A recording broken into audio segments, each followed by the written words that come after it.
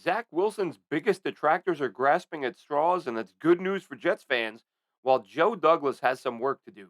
I'm Glenn Naughton with JetNation.com. Be sure to log into JetNation.com where you can register and become a part of what is the most active Jets message board on the web. So I had an opportunity to go back and rewatch that game from last night against Denver. We'll probably watch it again later today. And just came away thinking a lot of stuff I thought watching it live. Zach Wilson, good, not great. Improved from, again, previous versions of himself, trending in the right direction, improving, showing growth as a quarterback, which is what we want. Still a handful of fans that, again, it's kind of like the Makai Becton thing, the hate Becton was getting. You don't know if it's a lot of fans or if it's just a couple of fans who are very vocal. Um, I see some people happy for Zach Wilson, but I see some people really angry to see Zach Wilson doing well. Like, just as he's turning the corner, I literally see people saying, cut him, get rid of him, dump him, which there is less than 0% chance of that happening, just as the guy is starting to show growth, just as he's beginning to do some of the things you hoped he could do when you drafted him. I mean, I've said to a few people now, I feel like when I hear people talk about Zach Wilson, I'm hearing the same exact things I heard about Geno Smith when he was a Jet. The guy who's playing like a Pro Bowler now. And there was no bigger Geno Smith detractor than me. After the stuff that happened with IK and Polly not paying his teammate back his money and some of the stories you heard about him coming out of college, just felt like not a great locker room guy and certainly wasn't a good quarterback. But I also said at the time, you know what? Maybe this guy needs to go to Canada for a couple of years. As in, go somewhere where you're going to let yourself throw the football two, three, four, 500 times to hone your skills because there was some talent there. Same thing with Zach Wilson. Zach Wilson has talent. That's why he was taken second overall. That's why he was the number one rated big time throw, deep ball accuracy in college football at BYU the year he came out. That's for you, all of you. He got drafted because of one throw in shorts, people. Zach Wilson was phenomenal in college, showed he had some skills, hasn't shown it at the pro level until recently. Very small sample size, absolutely. But still, you're looking at a guy who completed 55% of his passes coming into this year, and he showed growth in preseason. He showed growth in training camp. He showed growth even in the weeks earlier in the year when the numbers weren't big. I know we love fantasy football, and if a guy isn't putting up big fantasy numbers, he can't be good. Can't be doing anything right if you're not getting me points on my fantasy team. Wrong. Zach Wilson was showing more accuracy. He was showing far more poise, patience, willingness to hang in the pocket under pressure. All of these things he was doing. People were refusing to see it because, again, they spent 2 3 years telling us Zach sucked, or they look at the box score or their fantasy football stats and they don't see big numbers, so they think that can't equate to playing well or improving. Now, over the past couple of weeks, what have we seen? We saw the poise, the short accuracy early in the year, which wasn't there. Now we're opening things up a little bit. We're getting him on the run. We're seeing him throw the football down the field a little bit, not nearly enough, but a little bit, and still getting better, getting better. This is it's progress, and most Jets fans, I believe, are happy about this. A handful of Jets fans are not. They want to see, if you're not getting me 50 points in fantasy, you're not good. That's it. You can only be awesome or terrible. There's no in between. Sadly for those people, there is an in between. That's where Zach Wilson is right now. He's moved on from being, oh my God, why is this guy in the NFL bad, to now being a guy who's trending upward. Where does that stop? We don't know. But his ceiling is what it is. His ceiling, if he puts it all together, is elite quarterback because he can run, because he has the quick release. He's got, again, intermittently, this is the thing, right? The accuracy. Sometimes it's there, sometimes it's not. It was there pretty regularly in college. Um, we've seen Josh Allen develop over the years, but Jets fans, for some reason, are watching Zach Wilson improving and develop, and they're mad about it. They're taking look at this interception last night. This okay. Let's talk about Zach Wilson's 5 interceptions this season. Interception number one, inexcusable, boneheaded, atrocious, horrible throw over the middle into the hands of Matt Milano for a pick against the Bills. Inexcusable. It was one of those, oh my God, maybe this guy hasn't gotten any better type of moments.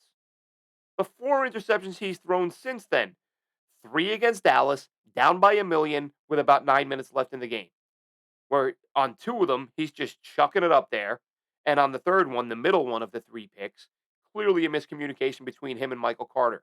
Now, was it Carter's fault or Zach's fault? We don't know that because teams don't tell us that. All we know is Carter appeared to be running an out route, running toward the sideline. Zach threw what looked to be an out route. Carter stopped mid route, expecting the ball there. Zach was expecting Carter to keep breaking toward the sideline, threw it into the arms of a waiting defender. So somebody was wrong. I don't know if Zach was right or if Carter was right, but it was clearly a miscommunication that you hope the team cleans that type of stuff up. So that's 4 of the picks. And then last night's is the best one. Last night's pick is hilarious because this is one of the many things this season that falls into the category of 2 things can be right at the same time. Um, was it a bad throw from Zach? Yeah, it could have been better. It was not where you want to put that ball, and Zach Wilson said as much after the game that he's got to put that in a better spot. But also, was it a catchable ball? Well, if you watch the game, and especially if you slow it down, if you look at some people have taken the time to snip some screenshots of where the ball was and where Garrett Wilson's hands were in relation to the ball. So Garrett Wilson is breaking away from Pat Surtain, who's holding him. No flag, shocker. Um, and he's got it. He's knees bent, hands down, palms up, waiting for the ball to come into his hands. The ball goes in his hands and just skips through. And the ball goes through Garrett Wilson's hands, which you don't expect to see. As others have commented, he could have just knocked it down. Like at that point, fine, Garrett, become a DB. A 50-50 ball just became maybe a 55-45 ball and maybe just knock it down and end the play. But no, Garrett Wilson tries to make the play. Ball skips through his hands. Pat Surtain, who had been holding him previously, then grabs the ball between his knees and intercepts it.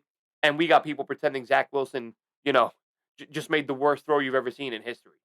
It was an off target but catchable ball that wasn't caught, and the dude caught it with his knees. And we got people up in arms pretending this is, I see people saying it was the most important throw of the game.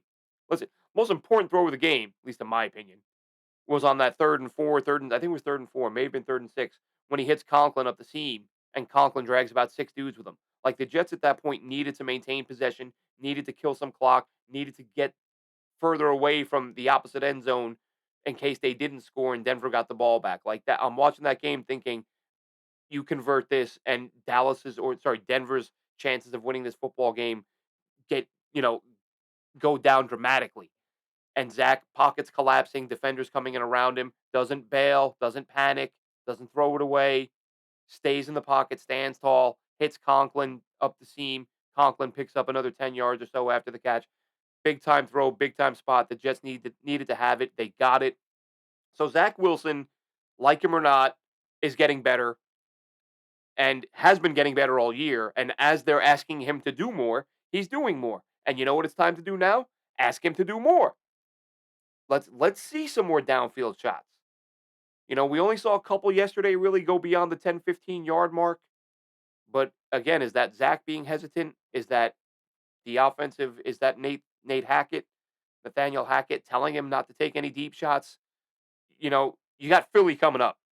And I don't think the Jets are going to win this game. And I don't think it's a Zach Wilson thing. To me, right now, Philly and San Francisco are the 2 best teams in the NFL. And the Jets right now with Zach Wilson, I don't think are good enough that you can go into that game thinking they have more than a minuscule chance of winning that game. Their only chance of winning that game is defense plays the first half the way they've been playing second halves.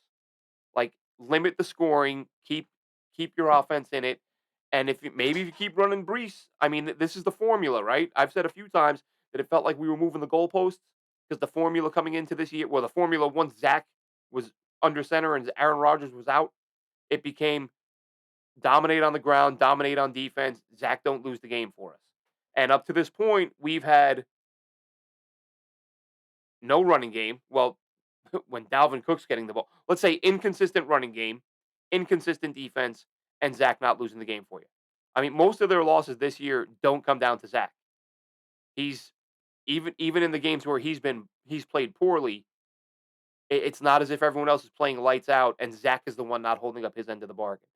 He has done what's been asked of him and more from the majority of his starts this year. So the people who don't like him are going to continue not liking him. They're going to continue, when he plays well, they're going to find reasons to say it doesn't count. But that's just the nature of what this is, right? This is being a sports fan, or it's what it's become. It's more about being right than my team winning. I want to be right. I don't care if we lose. Um, this week against Philly, not liking the Jets' chances, especially if they don't make some moves. Joe Douglas has some moves to make. Joe Douglas, move on from Dalvin Cook. I know you just signed him. I know Aaron Rodgers wanted him. I know you made a big deal. You did the tour and you showed it on, Hard Knocks, One Jets Drive, whatever. Here, we brought him in. We let him have free run of the facility to show him how great it was and come be a part of it. He he's got nothing left. He doesn't have enough left. Izzy Abanikanda should be running the football. And I said this last night, as you watch Brees Hall break these big runs, you think, man, if Izzy was the one getting the carries while Brees is getting a breather, you could have a second guy breaking off big runs in Izzy Abanikanda. Dalvin Cook's not going to give you that. And Dalvin Cook, as I said the other day, I shared that tweet from Rich Samini showing that a lot of his salary is based on weekly bonuses.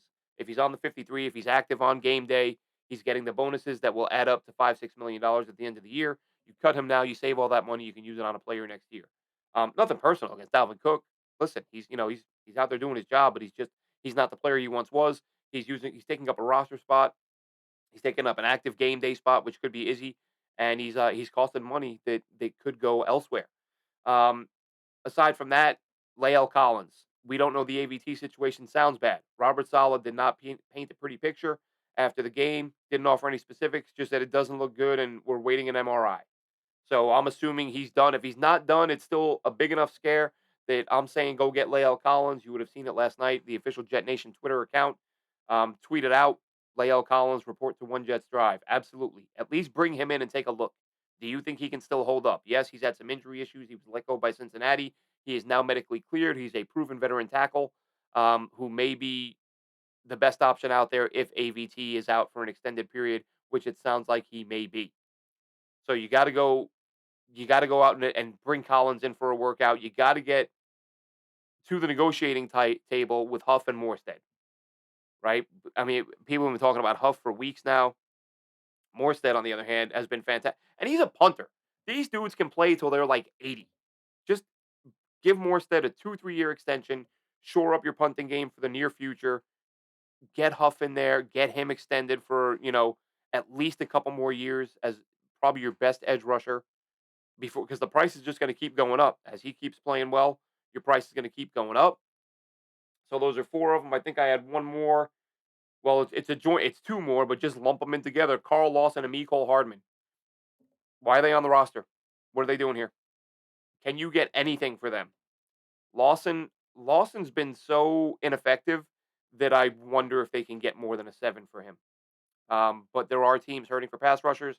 Even if a team feels like Lawson is dinged up in some way that we're not hearing about, not reported, even if they feel like they can get him, rest him up, get him right for the second half of the season, they might give you a 6 or a 7. Hardman, I'm not sure what you could get. He was a free agent, wasn't generating a ton of interest, and he's only making a couple million. He's a guy who had 700 plus yards a couple years ago with Kansas City. But Hardman and Lawson shop them. Cook move on. Morstead and Huff get to the negotiating table. Someone actually uh, commented on a tweet that I sent with some of these suggestions. Made a good point. Get cornerback Michael Carter. Get him to the table. Very good, very underrated player. Let's keep this core in place. Keep these young players and some of the older guys too. Thomas Morstead. Get these guys locked up. Joe Douglas. Give yourself a chance to retain some of your quality players. And for the guys that either aren't contributing because they don't have a role or who aren't contributing because they're just not very good anymore, cut ties, move on, make deals. I'd rather have a couple seventh rounders or a couple sixth rounders and replace these guys on the roster with somebody who might actually see the field. Because right now, Lawson and Hardman, I mean, Hardman's got to be at 5 or fewer snaps a game. It's absolutely mind-boggling. So something's got to be done there by Joe Douglas. We'll see what happens. Check us out Wednesday night. Myself and Chris Schubert. We will be breaking down this game and more, talking about what's up next. Like I said, Philly's no joke, folks. I think we're looking at 2-4 before the bye. But hey, this defense shows up, makes some plays. Zach protects the football. Never know. Any given Sunday. Have a good one, Jets fans.